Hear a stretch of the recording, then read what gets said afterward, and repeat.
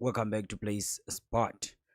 So, Kaizer Chiefs had two golden chances to walk away with 3 points yesterday, but instead they have left fans heartbroken. A missed penalty, an offside disaster, and frustration boiling over. Let's break it down. So, how did Kaizer Chiefs go from controlling the game to dropping points again yesterday against AmaZulu? Had everything, but they failed to collect 3 points. I saw AmaZulu couldn't complete passes. They were not dangerous to Kaizer Chiefs, but they couldn't convert. So we have also the next game, which is Kaizer Chiefs. They are playing against the AmaZulu FC. Against the Stellenbosch FC. Oh, sorry guys. I'm still stuck to the game, to the past game. So they are actually going to play against the Stellenbosch FC on the Black Label Carling Cup. So as things stands, you know what happened. We don't want to talk about it. I know that guys, you have been saying it's your daily bread. Stellenbosch FC. But as things stands, guys, like this. But I trust Kaizer Chiefs going to this cup game. They have proven us on a CAF Champions League. So let's start with the goal, which actually disappointed a lot of fans.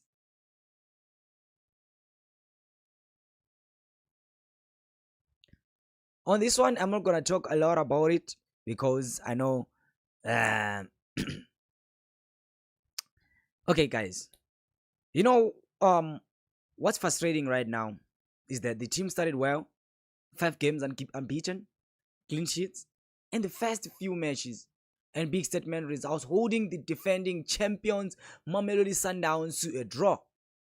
They even wanted to beat Mamelodi Sundowns, but at the end of the day, Mamelodi Sundowns decided to actually play ball on the back too much because they saw Kaizer Chiefs their threat.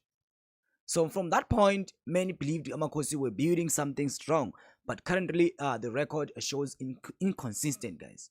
And the momentum they build has slowly slipped away. Let's go to the match drama: Kaizer Chiefs versus AmaZulu. Yesterday clash, Kaizer Chiefs versus AmaZulu, was supposed to be a perfect opportunity for Kaizer Chiefs just to grab 3 points. If you were watching the game, I don't want to add or remove anything from that. That was an obvious thing. But instead, turned into another roller coaster. Kaizer Chiefs went to the match needing 3 points to start the season, and they had not won. They had only 1 point on that match, but two golden chances they couldn't be converted. So AmaZulu took a lead early. We know that from the goal they scored. From there, Kaizer Chiefs tend to go harder on AmaZulu, and we're talking about the young man, Dudusi Shabalala, actually scored a beautiful goal. They controlled even the game after all, but they couldn't kill it off, guys, when it comes to the getting goals. So performance-wise, there were improvements after the goal,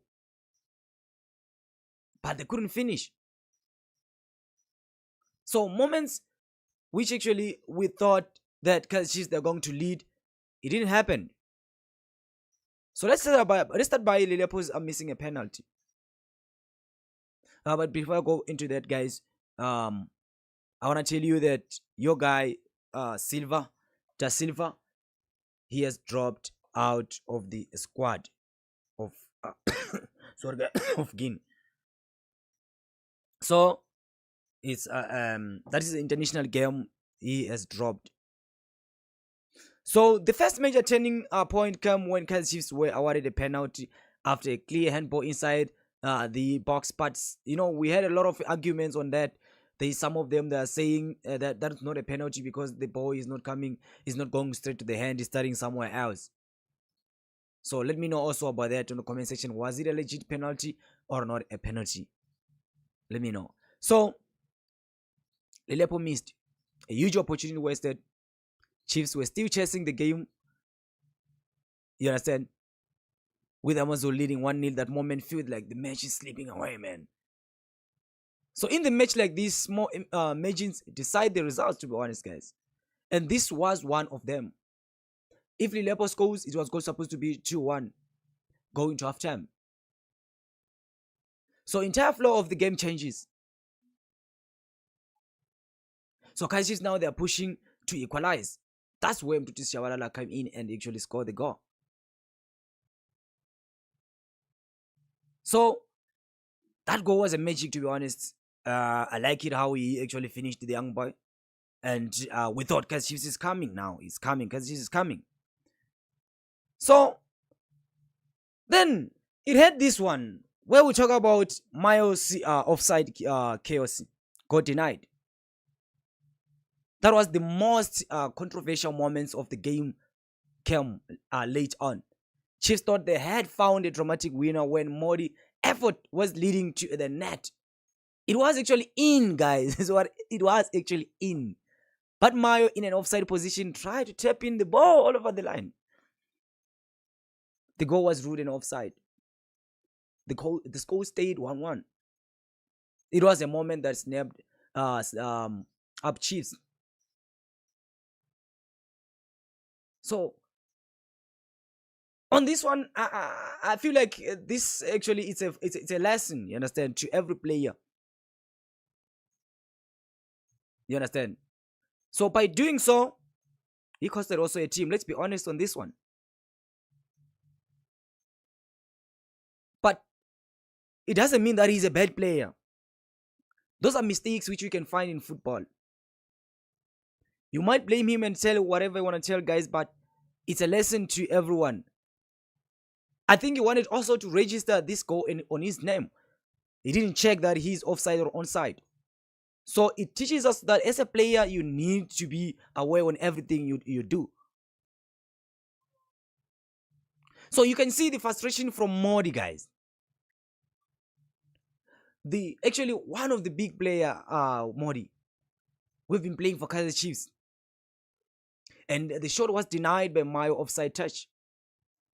You can see the cameras, they were actually shooting him very angry, frustrated. It's understandable, guys. Modi faced harshly criticism from fans who say he's not good enough or even offers nothing. Yesterday was his chance to silence the critics. But the football gods had other side ideas. His reaction shows a player desperate to prove himself. Chiefs need that position. But they also need composure in the final moments.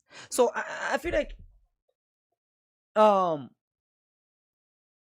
in football, you need to be the big guy with a big heart. You know, when you think things has changed and then it was ruled on offside. But guys, I just want to finish by saying that Mtetwa and Ngobo on the middle. On the middle, they controlled the tempo, recycled the position well, and provided structure. So even though people are saying Mtetwa likes to push the ball at the back, and they say that he can recover the ball by passing the opposition, I think that one coach can fix that one.